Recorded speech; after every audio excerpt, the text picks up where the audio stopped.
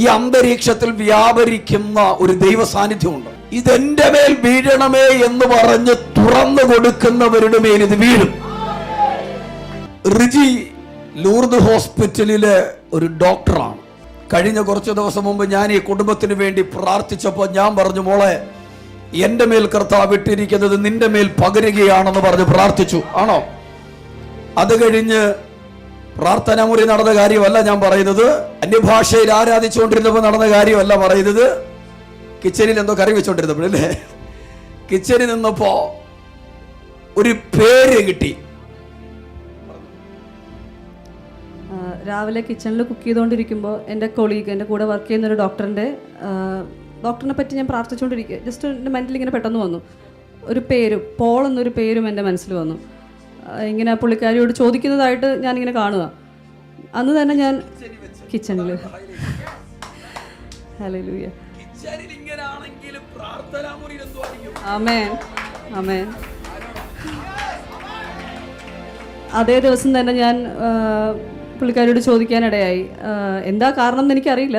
ഇങ്ങനെ ചോദിച്ചു, ഒരു ഫാമിലിയിൽ ആരെങ്കിലും പോൾ എന്ന് പേരുള്ള ആരെങ്കിലും ഉണ്ടോ എന്ന് ഞാൻ ജസ്റ്റ് വെറുതെ ചോദിച്ചു. And the answer was yes, ആമേൻ, ഉണ്ട്, എൻ്റെ ബ്രദർ ഇൻ ലോ ആണെന്ന് പറഞ്ഞു പുള്ളിക്കാരി. ഹല്ലേലൂയ, സ്തോത്രം. അതുകൊണ്ടാണ് ഞാൻ പറയുന്നത്, എൽസയുടെ ടെസ്റ്റിമണി നമ്മൾ കേട്ടു, ആൻമരിയുടെ ടെസ്റ്റിമണി കേട്ടു, ഇതിനകത്ത് പലരുടെയും ടെസ്റ്റിമണി കേട്ടു.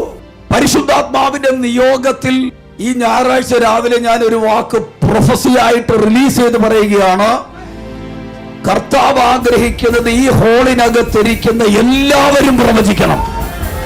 അത് വാക്യമാണ്. 1 കൊരിന്ത്യർ ലേഖനം 14-ാം അധ്യായം നിങ്ങൾ പോയി വായിച്ചാൽ മതി. എല്ലാവരും പ്രവചിക്കണം. ഇതാണ് ദൈവത്തിന്റെ ഇഷ്ടം.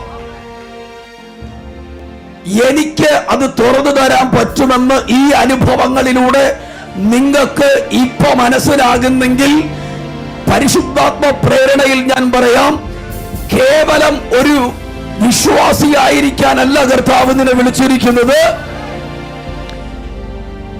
പേരുകൾ പറഞ്ഞ് പ്രവചിക്കുന്ന ഒരു വലിയ പ്രവാചക തലമുറ ഇതിനകത്ത് എഴുന്നേൽക്കാൻ പോകുന്നു. ഞാൻ പ്രവചിച്ചു പറയാം, അടുത്ത ചില